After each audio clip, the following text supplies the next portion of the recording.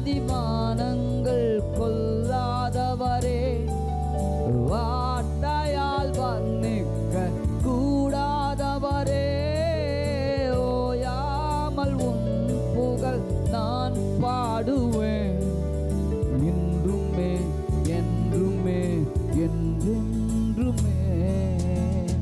ஹல்லேலூயா ஹல்லேலூயா ஆமென். ஹல்லேலூயா ஹல்லேலூயா ஆமென். ஹல்லேலூயா ஹல்லேலூயா ஆமென். ஹல்லேலூயா ஹல்லேலூயா ஆமென்.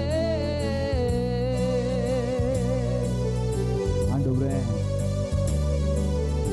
தகப்பனே, உம்முடைய மகிமையின் பிரகாசம், உம்முடைய முகத்தின் பிரகாசம் எங்கள் மேல் உதிக்கட்டும். உம்முடைய காரம் எங்கள் மேல் இருக்கட்டும். உம்முடைய நடத்துதல் எங்களுக்கு உண்டா இருக்கட்டும். நீ நல்லவர் என்பதை எல்லாவற்றிலும் நாங்கள் அனுபவிக்க செய்யும் கர்த்தாவே. இந்த வேளையில் உம்மை நோக்கி பார்த்து நிற்கிறோம் ஆண்டவரே. உம்மை நம்பி வந்து நிற்கிறோம் ஆண்டவரே. உம்முடைய பிரசன்னத்திலே நாங்கள் கூடி வரும்படியாய் கிருபை செய்தவரே, உமக்கு நன்றி ஆண்டவரே. ஓலி கஷ்டம் Maria.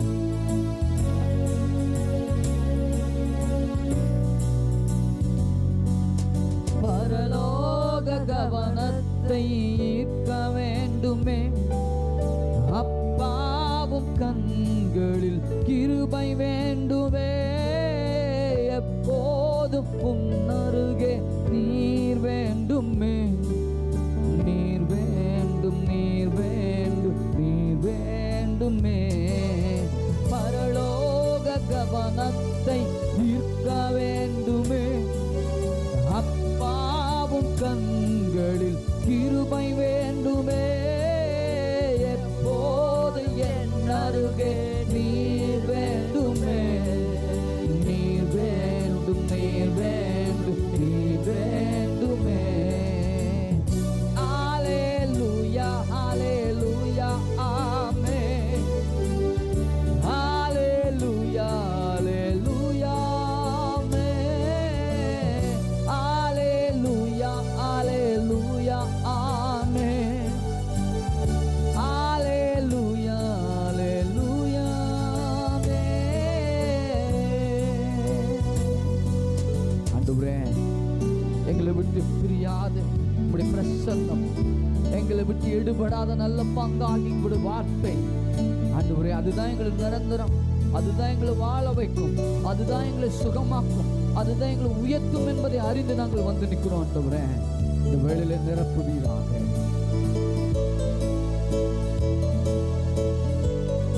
Oh, thank you, Lord. Glorify your name. விலகாத பிரியாத உம் சமூகமே, அதுதானே நிரந்தர சுதந்திரமே, வேறொன்றும் வேண்டாம் நீ போதுமே, நீ போதும் நீ போதும் நீ போதுமே. விலகாத பிரியாத உம் சமூகமே, அதுதானே நிரந்தர சுதந்திரமே, வேறொன்றும் வேண்டாம் நீ போதுமே, நீ போதும் எப்போதும் நீ போதுமே. ஹல்லேலூயா ஹல்லேலூயா ஆமென். ஹல்லேலூயா ஹல்லேலூயா ஆமென். ஹல்லேலூயா ஹல்லேலூயா ஆமென். ஹல்லேலூயா ஹல்லேலூயா ஆமென். எபிரேயருக்கு எழுதின நிருபம் 4ஆம் அதிகாரம் 16வது வசனம்.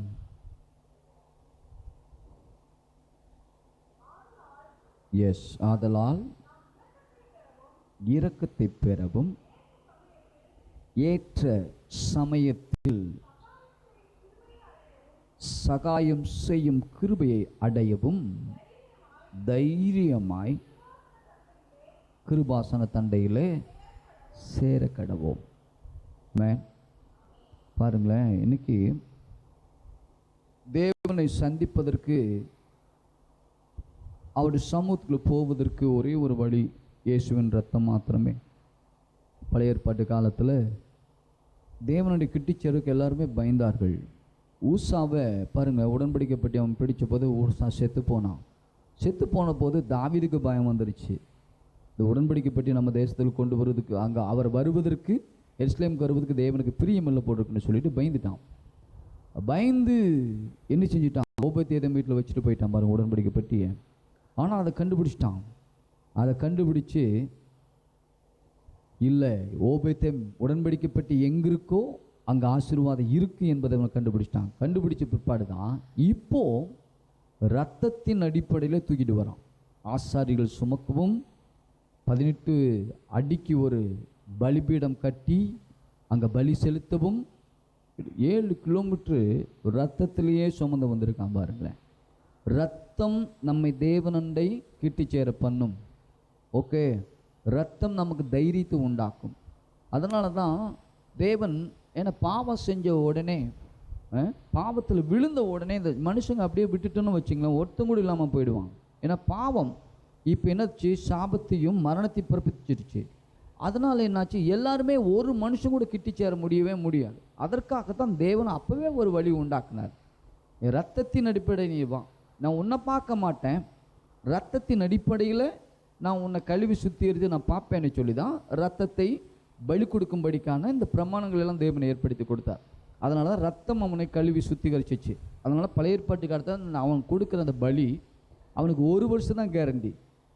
எக்ஸ்பிரி டேட் அதோட முடிஞ்சிடும்.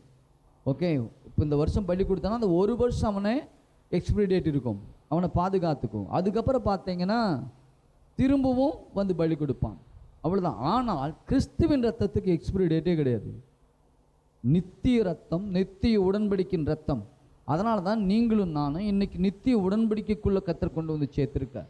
ஓகே, இப்போ தைரியமாக கிட்ட வரும்படிக்கான கிருபையை தந்திருக்கிறார். இரக்கத்தை எதுக்கு வரும்?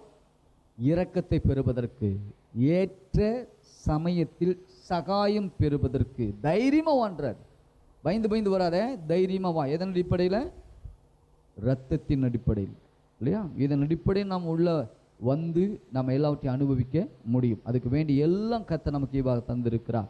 ஆகவே அந்த பந்தியின் மூலமாவது என்னோடு கூட ஒன்றா இருக்க அவர் விரும்புகிறார். ஆண்டவரோடு கூட நம்ம ஒன்றா இருப்பதற்கு பந்தி நமக்கு உதவி செய்யுது, இல்லையா?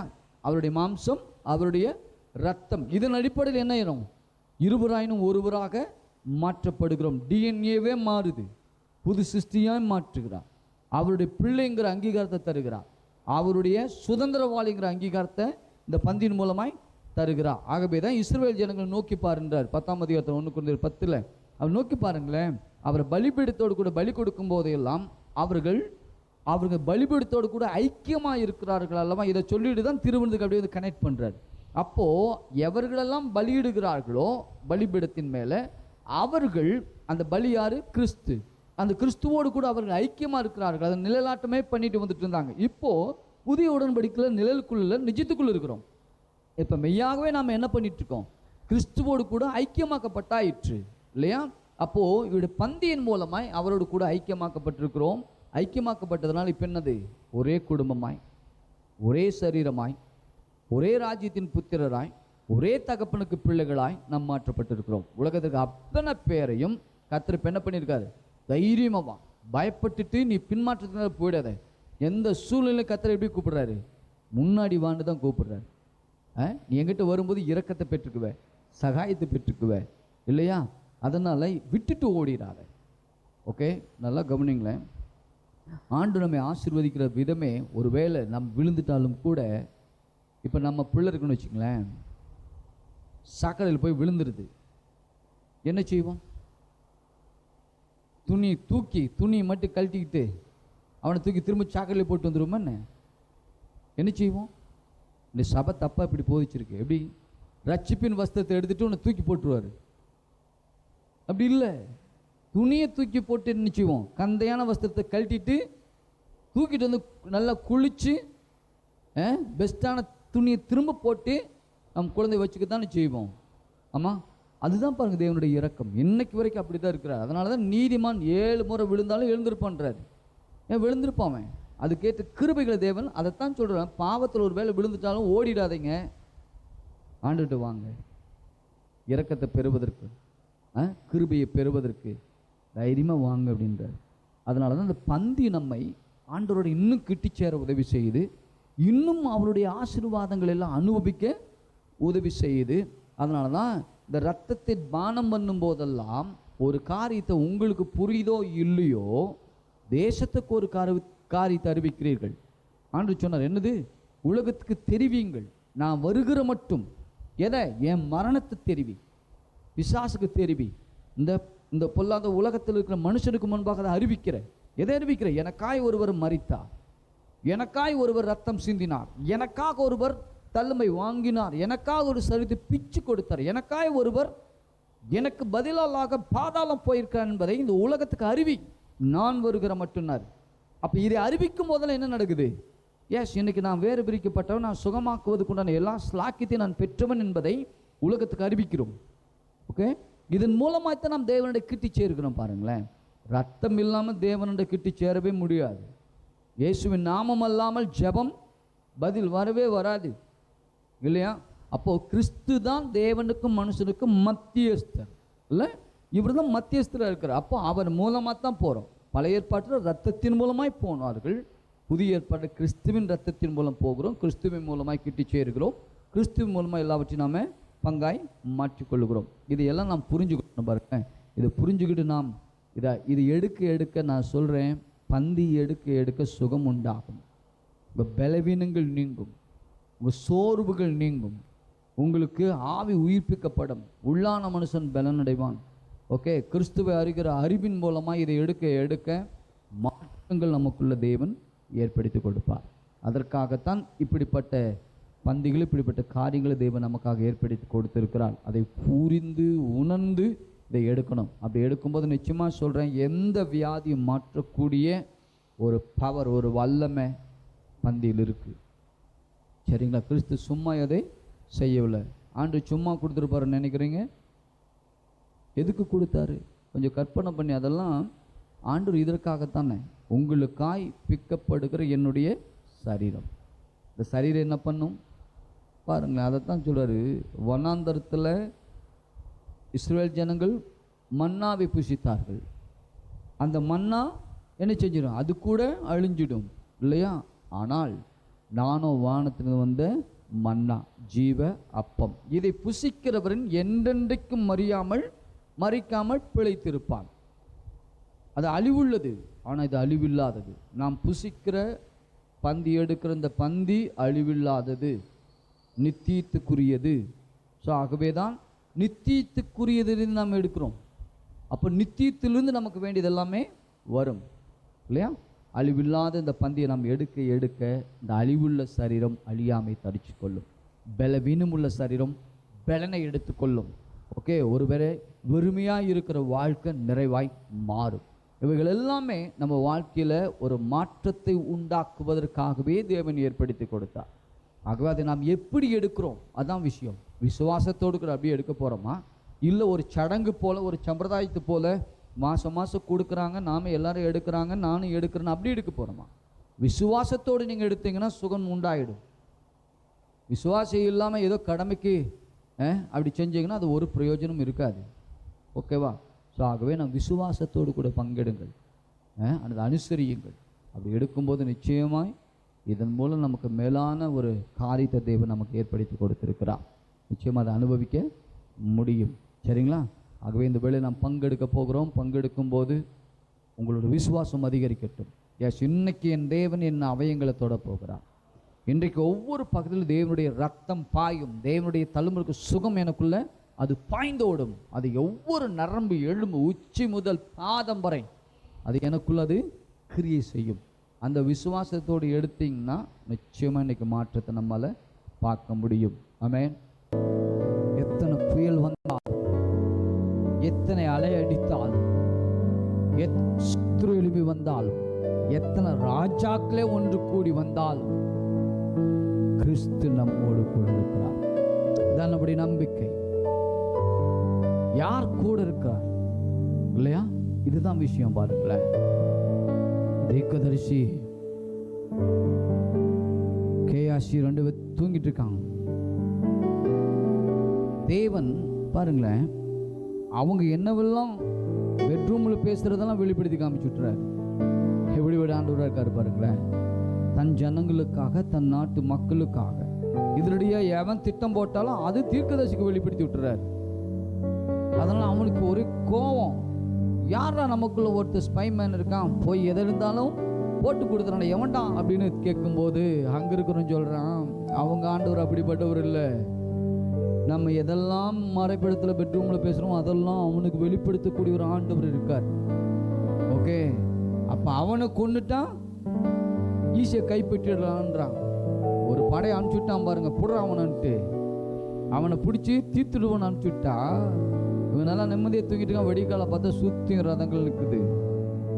முதல்ல வேலைக்கார எதிர்த்து வந்து பார்த்தா ஒரு அசிஸ்டன்ட் பாஸ்டர் பார்த்தோன்னே நடிக்கிட்டான். போச்சிருந்தோட நம்ம கதை முடிஞ்சிச்சு காலி அப்படின்னு தான் பார்த்துட்டு இருந்தான் பாருங்க. ஒருத்தர் கூலா வர்றாரு, எந்திரிச்சு ஓடுறான் பயந்து போய், ஆண்டவனே ஆண்டவனே இன்னைக்கு நம்ம கதை முடிஞ்சு போச்சு. ராஜா ஒரு பெரும் படை அனுப்பிச்சுட்டான், இன்னையோட நம்ம கதை காலி. நான் பாருங்களேன் எந்திரிச்சு கூலாம் வர்றாரு. ஏன்னா அவனுக்கு தெரியும், ஏய் நீ பார்க்கறது வேற, நான் பார்க்கறது வேற. நீ எந்த கண்ணில் பார்க்குறீங்க? மாம்ச கண்ணில் பார்த்தீங்கன்னா கண்டிப்பாக பயப்படுவீங்க. ஆவிக்குரிய கண்ணில் நம்ம கூட இருக்கிற யாருங்கிற விசுவாசத்தோடு பார்த்தீங்கன்னா பயம் வரவே வராது. ஓகே, அந்த ஒரே ஒரு சின்ன சிங்கிள் ஜெபம், ஆண்டவரே இவன் கண்ணு திறக்கட்டும். ஓகே, கண்ணை திறந்து உடனே பார்த்தா அக்னிமயமான ரதங்கள் தீர்க்கதரிசி சுற்றி நிற்குது. சாவ சுற்றி இல்லை, யோசிச்சு பாருங்களேன். அதுதான் அவனோடு கூட இருக்கிறவரை பார்க்கிற நம்மோடு கூட இருக்கிற கூட்டம் பெருசு, நம்மை காக்கும் தூத சேனை பெருசு. ஓகே, ரட்சிப்பை சுதந்திரிக்கிறவர்களுக்கு பணிவிட ஆவிகளாக ஏஞ்சல்ஸை தேவன் தந்திருக்கிறார். பயப்பட வேண்டிய அவசியம் இல்லவே இல்லை. அப்பதான் தெரியுது பாருங்களேன். இப்போ இவன் கேட்குறான் பாருங்க, ஆண்டவர் எல்லாத்தையும் போட்டு தள்ளிடுவோன்றான். ஆண்டு சொல்ற எல்லாத்துக்கும் போய் கூலா ராஜா கிட்ட கூட நிப்பாட்டி விட்டான் பாருங்க. ஓகே, நேரம் அங்கே கொண்டு போயிட்டு அரண்மனைக்கே அந்த படையை கூட்டிட்டு போயிட்டான். இப்போ ராஜா கேட்குறான், என்ன செஞ்சலாம், போட்டுடலாமா? சாப்பாடு கொடுத்து அனுப்புன்றார். நம்ம ஆண்டவர் எப்படிப்பட்டவர் பாருங்களேன். நான் கொள்ளுகிறவர் இல்லடா, வாழ வைக்கிறவர்.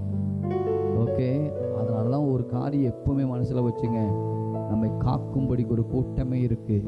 நம்மை கண்ணும் கருத்துமா காக்கிற தேவன் ஒருத்தர் இருக்கிறார். அதனால் அவர் கையில் நாம் இருக்கிறோம் என்பதை மறந்து விடாதீர்கள். நான் உன்னை உள்ளங்கையில் வரைந்து உள்ளேன், உன் தலையில் ஒரு முடிக்கூட என் சித்தை இல்லாம விழாது இல்லையா? கண்மணி போல் உன்னை காக்கிறேன்ற. இவ்வளவு கொஞ்சம் கற்பனை பண்ணி பாருங்களேன்.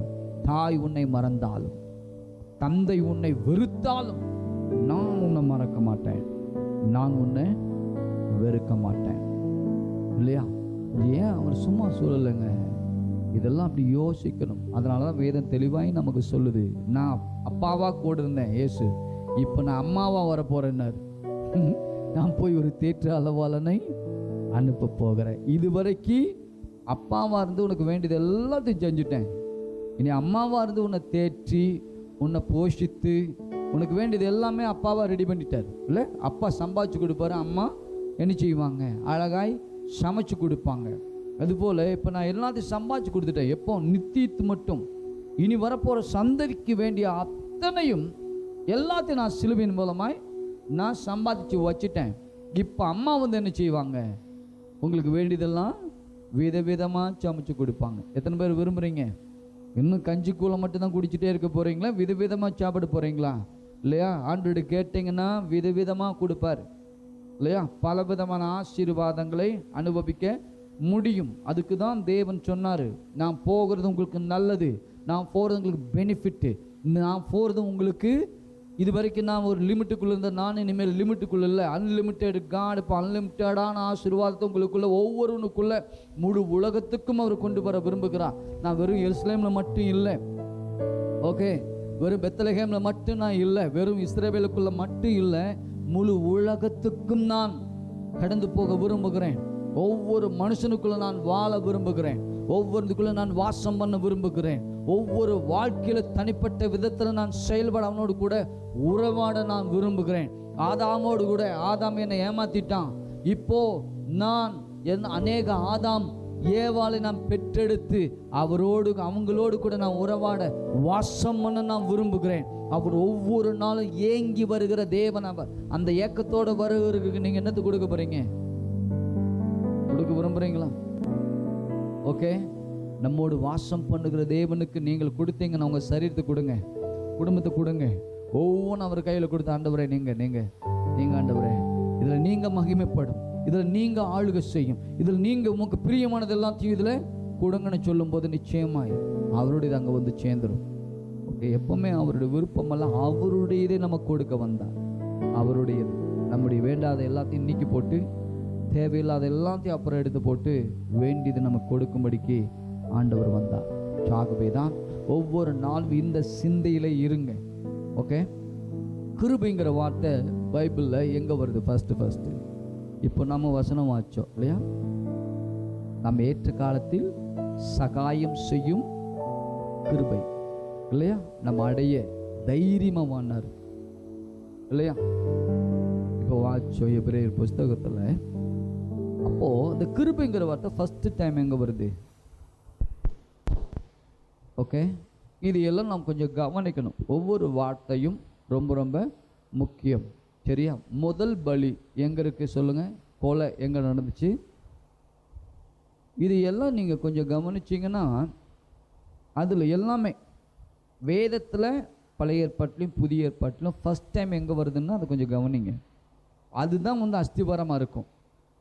ஓகே, இப்போ மனுஷனை குறித்து தேவனுடைய மைண்ட் எப்படி இருக்குன்னா ஆதாம் ஏவாளை பாருங்க இல்லையா? பாவத்துக்கு முன்னாடி அவங்க எப்படி இருந்தாங்க, எதற்காக உண்டாக்கப்பட்ட கொஞ்சம் அல்டிமேட் கோல் சொல்லுங்க. மனுஷனை பற்றி தேவனுடைய நோக்கம் என்னது சொல்லுங்களேன்? எதற்காக?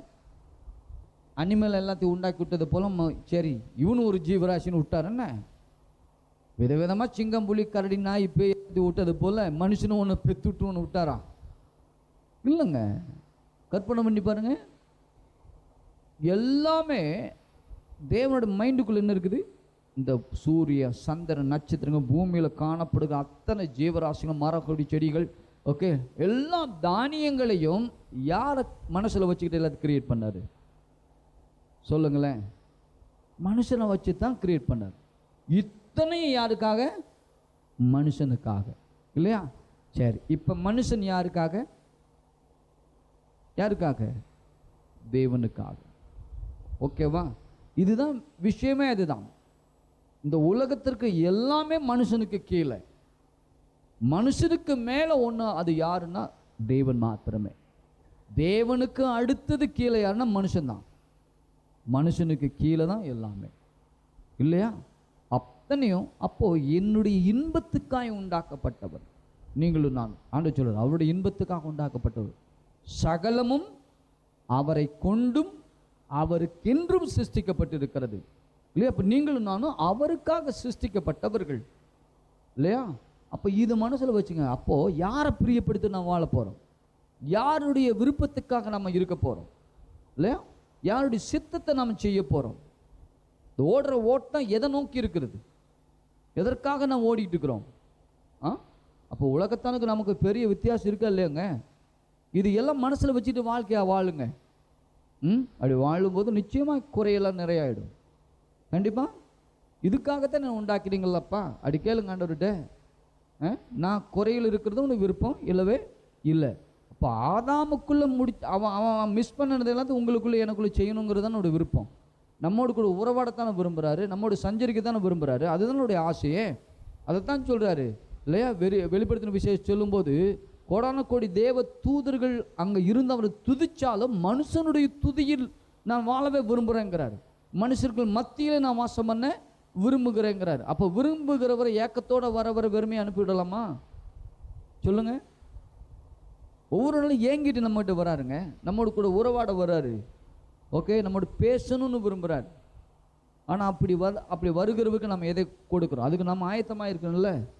தேவன் தான் பேசுகிறாரு, தேவன் தான் நம்மளுக்கு செய்கிறாரு. அந்த அந்த அந்த ஆயத்தத்தோடு கூட ஒவ்வொரு நாள் இருப்போமானால் நிச்சயமாக என்ன செய்வோம்? நாம் அனுபவிக்க ஆரம்பிப்போம். அதனால தான் ஒவ்வொரு காரியத்துக்கு கவனம் வச்சு செய்யணும். ரத்தம் எங்கே வருது சொல்லுங்கள் பைபிளில்? முதல்ல ரத்தங்கிற வார்த்தை எங்கே வருது?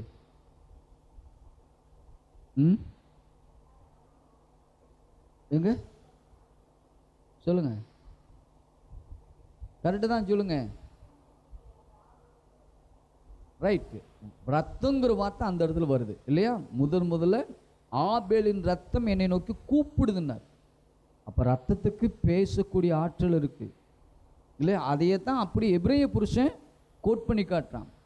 ஆபேலின் ரத்தம் என்னை கொன்னவனுக்கு இல்லையா, என்னை கொலை பண்ணான் பாரு, அதுக்கு நியாயம் செய்யும் ஆண்டவரேன்னு கூப்பிடிச்சான் இல்லையா? ஆனால் இயேசுவின் ரத்தம் நன்மையானவைகளை பேசுகிறதாம். பிதாகிட்ட என்ன பேசுதான்? பிதாவே, இவர்களை மன்னியும், இவர்களுக்காய் நான் ரத்தம் சிந்திருக்கிறேன். இவர் விழுந்துட்டான் எனக்கு தெரியும், எனக்கு முதுக காட்டிட்டு ஓடிட்டான் தெரியும், ஆனாலும் என் ரத்தம் இவங்களுக்காய் சிந்தப்பட்டதே என்று சொல்லி மன்னியும், இரக்கத்தை காண்பியும், தயவை காண்பியும் என்று சொல்லி பரிந்து பேசிக்கிட்டே இருக்குதான். அதான் பரிந்து பேசும் ரத்தம், இயேசுவின் ரத்தம். அந்த ரத்தத்துக்குள்ளே நம்ம வந்திருக்கிறோம். ஆனால் கொஞ்சம் யோசிச்சு பாருங்க, ரத்தங்கிற வார்த்தை தான் இங்கே ஆபேலுக்குள்ளே வருது. ஆனால் அதுக்கு முன்னாடியே ரத்தம் சிந்தப்பட்டுச்சு. எங்க இல்லையா? அவர்கள் பாவம் வந்த உடனேயும் இப்போ நிர்வாணமாக இருக்காங்க, மகிமையிழந்து நிற்கிறாங்க.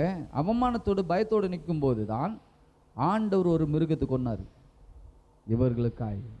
ஏன்னா தோலாட வந்துச்சுன்னா ஏதோ ஒரு மிருகம் கொல்லப்பட்டிருக்கு. அப்போ ஃபஸ்ட்டு எங்கே கோலம்? அந்த கோலை தான் ஆண்டவர் கொன்னார். எதற்காய்? என் புள்ள தப்பு பண்ணிட்டான், என் புள்ள மகிமை இழந்துட்டான், என் புள்ள நிர்வாணமாக நிற்கிறான், என் புள்ள இப்படியே போயிடக்கூடாது, என் திட்டத்தை அவன் விட்டுட்டு அழிஞ்சிடக்கூடாது என்பதற்காகத்தான். கொஞ்சம் யோசிச்சு பாருங்களேன். ஆண்டு நினச்சிருந்தான், இப்போ உலகத்தான் கூட எல்லாம் சொல்கிறான், முதல் ஆதாம் தான் தப்பு பண்ணான், அவனை கொண்டிருக்கலாம்ல, அவனை கொன்னுட்டு இன்னொரு ஆதாம இன்னொரு ஏவாளை உருவாக்கி இருக்கலாம்ல. இப்போது அவங்களை கொண்டிருந்தான் புது ஆதாம் புது ஏவாள் வந்திருந்தாங்கன்னா இப்போ இவங்க பாவம் மற்றவங்க திரும்பி வந்திருக்கலாம் தானே? அப்போது இதன் மூலமாக பரிசுத்த சந்ததி ஒன்று பெற்று விட்டுருக்கலாம் தானே? எதுக்கு ஆண்டவர் அப்படி பண்ணார்? இப்படி கேட்குற ஆட்கள் உண்டு. ஒன்று தெரிஞ்சுக்குங்க, தேவன் கொள்ளுகிறவர் அல்ல, தேவன் அழிக்கிறவர் அல்ல. இன்னைக்கு ஒரு மனுஷன் கெட்டு போகிறான் என்று சொன்னால் அவன் தேவனை விட்டுட்டு அவனா தீர்மானித்து அப்படி போனா தானே ஒழிய தேவன் எந்த ஒரு மனுஷனையும் கொலை பண்ணுறவர் கிடையாது. அதனால நான் உருவாக்கின அழிக்க விரும்பவே இல்லை. ஆதாமே அத்தனை உனக்காக கொடுத்தேன், இது எத்தனை கெடுத்தது நீ தான், நான் இல்லை. ஆனாலும் நான் என்ன செய்ய போகிறேன்? உன்னை கெட்டு போக விடலை, உன்னை அழிஞ்சு போக விடலை. நீ செஞ்ச தப்பிதங்களுக்கு என்னென்னலாம் வந்தாலும் கூட அதிலும் கூட நான் உன்னை காப்பாற்றத்தான் விரும்புகிறேன்னு சொல்லி தான் இவனுக்காக ஒரு பலியை கொடுத்து, இவனுக்காக ரத்தத்தை சிந்தி, இவனுக்கு அந்த தோலாடையை உடுத்து வச்சார். அதனால தான் மனுஷனுடைய நீதியெல்லாம் கந்தையான குப்பை போல் இருக்குது, அதெல்லாம் போயிடும். ஆனால் தேவ நீதி நித்தியமாக இருக்கும். அந்த நீதியை தான் நமக்கு கொடுத்துருக்கிறார் இல்லையா? இதை கவனிக்கணும் பாருங்கள். அப்போ ரத்தம் நம்ம என்னவெல்லாம் செஞ்சுருக்குன்னு கொஞ்சம் கவனித்து ஒவ்வொரு நாளும் ரத்தத்தை பேசுங்க. நீங்கள் ரத்தத்தை பேசுனீங்கன்னா பிசாசு பயப்படும். ஓகே, அதை பேசுங்கள். கிருபை பற்றி வேதம் சொல்லுது. கிருபைங்கிற வார்த்தை முதல்ல எங்கே வருது? நோவாவுக்கோ கர்த்தருடைய கண்களில் கிருபை கிடைத்தது. அந்த கிருபை என்ன பண்ணுச்சு? வேலையை கொடுத்துச்சு. அந்த கிருபை என்ன பண்ணுச்சு? அவனுடைய 3 மகன்களையும் மருமகளையும் காப்பாற்றி பெருக்கத்தை கொடுத்துச்சு. கிருபை பாருங்களேன். கிருபை உடனே என்ன செய்யுது? கண்கள் உலாவுது, கிருபை தேடுது ஆசீர்வதிக்கிறதுக்கு, இல்லை வாழ வைக்கிறது, காப்பாற்றுவதுக்கு உலகம் முழுதும் கண்கள் தேடிட்டே இருக்கு. நோவாவுக்கோ கர்த்தருடைய கண்கள் கிருபை கிடைச்சி. எத்தனையோ ஜனங்கள் இருந்தாங்களே, கோடிக்கணக்கான ஜனங்கள் அப்போ பெருகிட்டே இருந்தாங்க. ஆனால் ஒருத்த மட்டும் அவரோட பார்வையில் படுறான். ஏன்? நாட்டில் அவன் நீதிமானாக இருந்தான் இல்லையா? அவன் கர்த்தருக்கு பயப்படுகிறவனாக இருந்தான். அவன் மாத்திரம் பிள்ளைகளை அப்படி வளர்த்து வச்சுருந்துருக்கான். அதனால தான் கர்த்தர் கரெக்டாக என்ன செய்யுது? அவர் பார்க்குற மாதிரி இவன் இருந்திருக்கான். இல்லைன்னு வச்சுக்கலாம், எல்லா மனுஷனோடு கூட இவனும் போயிட்டுருப்பான். அதனால் ஒரு மனுஷன். அதனால தான் நீங்களும் நானும் எப்படி இருக்கிறோன்னு பாருங்களேன். அவருடைய கண்களுக்கு கிருபை கிடைத்தது என்று சொன்னால் நிச்சயமாக நம்ம என்ன செய்வோம்? வாழ்ந்துடலாம். நமக்கு கிருபை என்ன செய்தோம்? ஒரு பாதுகாப்பு வலையை போட்டு கொடுக்கும். கிருபை சப்ளை பண்ணும்.